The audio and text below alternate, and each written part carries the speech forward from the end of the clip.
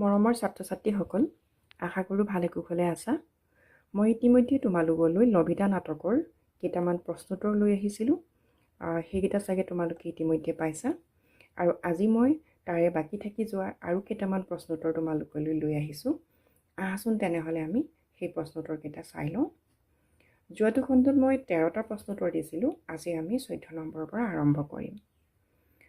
14 number প্ৰশ্নটো হৈছে 42ৰ গণ আন্দোলনত শ্বহীদ হোৱা অসমৰ 5গৰাকী শ্বহীদৰ নাম লিখা।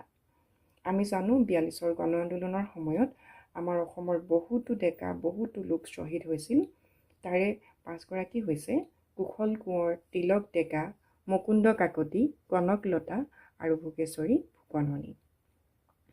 Question number 15।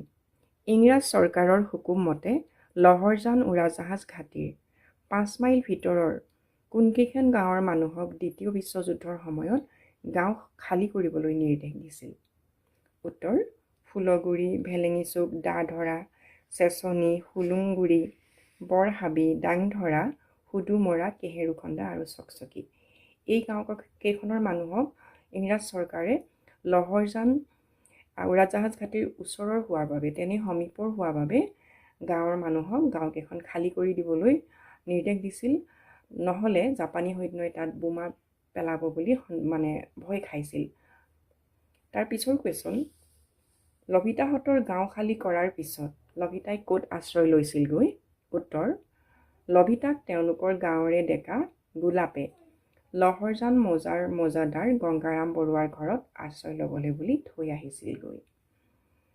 তাৰ পিছৰ কুৱেশ্যনকেইটা 17 নম্বৰ, সেই কমিউনিষ্টকেইটা আই বৰ চকু চৰহা, সিহঁতৰ মোৰ গুটি ধানৰ ভঁৰালকেইটাতহে চকু।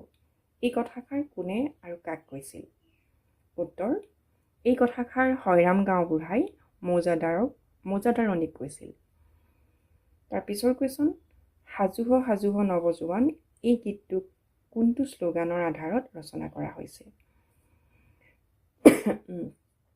উক্ত গীতটো মহাত্মা গান্ধীৰ 42ৰ গণ আন্দোলনৰ সময়ত এটা বিখ্যাত শ্লোগান, অতি জনপ্ৰিয় হৈ পৰিছিল জনসাধাৰণৰ মাজত, কৰিম অথবা মৰিম, কৰেংগে ইয়া মৰেংগে।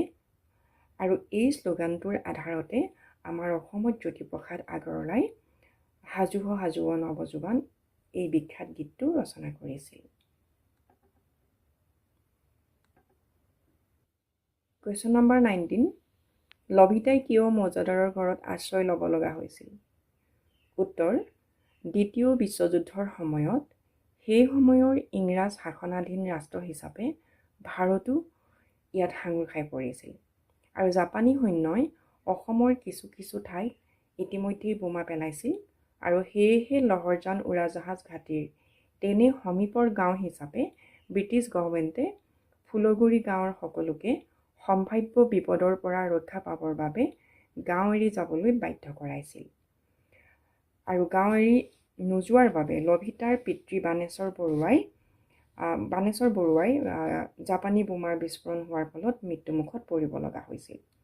সেয়েহে শেষত উপায়ন্তৰ হৈ গাঁৱৰে ডেকা গোলাপৰ সহায়ত লভিতাই সেই ঠাই পৰিত্যাগ কৰে। আনহাতে ব্ৰিটিছ চৰকাৰৰ মানুহ বুলি ভাবি গোলাপে লভিতাৰ নিৰাপত্তাৰ কথা চিন্তা কৰি মৌজাদাৰৰ ঘৰত কিছুদিনৰ বাবে থৈ আহেগৈ। আৰু এনেদৰেই নিৰাশ্ৰয়া লভিতাই লহৰজান মৌজাদাৰৰ ঘৰত থাকিবলৈ আহিছিল। ইয়াৰ পিছৰ কুৱেশ্যন নম্বৰ 20। মৌজাদাৰৰ ঘৰৰ পৰা লভিতা কিয় ওলাই আহে? দেউতাকৰ মৃত্যুৰ পিছত বিধ্বস্ত হোৱা গাঁও আৰু ঘৰখন এৰি লভিতাই নিৰাপদ আশ্ৰয় হ'ব বুলিয়েই মৌজাদাৰৰ ঘৰত আশ্ৰয় লৈছিলহি। কিন্তু সেই সময়ৰ পিতৃ মাতৃহীনা অকলশৰীয়া গাভৰু ছোৱালী এজনী তেনে বিপদসংকুল পৰিৱেশত অকলশৰে থকাটো মুঠেও নিৰাপদ নাছিল। কিন্তু সেই সময়ৰ সম্ভ্ৰান্ত শ্ৰেণীৰ প্ৰতিনিধিস্বৰূপ মৌজাদাৰণীৰ অহংকাৰ আৰু মানুহক মানুহ বুলি গণ্য নকৰা স্বভাৱৰ বাবে লভিতাই তাতো বেছি দিন শান্তিৰে কটাব নোৱাৰিলে। লভিতাৰ প্ৰতি মৌজাদাৰণীৰ তিলমানো সহানুভূতি বা অনুকম্পা নাছিল। বৰং ক'ৰ পৰা আহি ডিঙিত গলগ্ৰহ লাগিল বুলি ভবা মৌজাদাৰণীয়ে সামান্য কথাতে লভিতাক গালি গালাজ তিৰস্কাৰ কৰিছিল আৰু সেয়েহে শেষত মৌজাদাৰণীৰ অত্যাচাৰত অতিষ্ঠ হৈ লভিতাই এদিন মৌজাদাৰৰ ঘৰৰ পৰাও ওলাই আহিছিল। তেনেহ'লে আজি এইকেইটা কুৱেশ্যনকে তোমালোকলৈ লৈ আহিলোঁ আৰু তোমালোকেও প্ৰশ্নোত্তৰসমূহ ভালদৰে বহীত লিখি মেলি ল'বা আৰু পৰীক্ষাৰ বাবে সাজু হ'বা। ধন্যবাদ।